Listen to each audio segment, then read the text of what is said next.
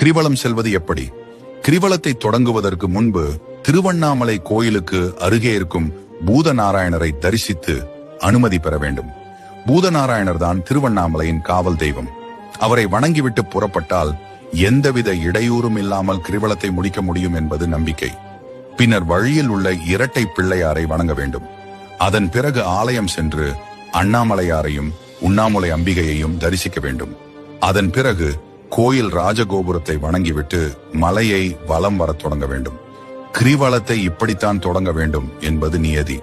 கிரிவல பாதையில் 8 திசைகளுக்கும் ஒவ்வொரு லிங்கம் இருக்கும். கிரிவலத்தின் இந்த லிங்கங்களை வணங்கிவிட்டு தான் செல்ல வேண்டும். மலையை ஒட்டி நடக்காமல் இடது பக்கமாகவே செல்ல வேண்டும். நம்மோடு சித்தர்களும் நடந்து வருவார்கள் என்று கூறப்படுகிறது.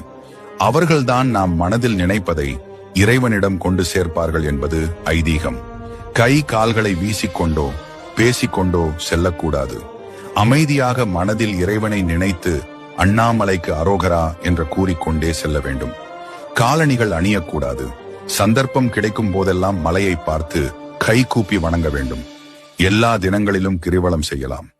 ஆனாலும் பௌர்ணமி நாளில் இம்மலையை வலம் வந்தால் ஏற்படும் நன்மைகளும் பலன்களும் ஏராளம். Download ShareChat.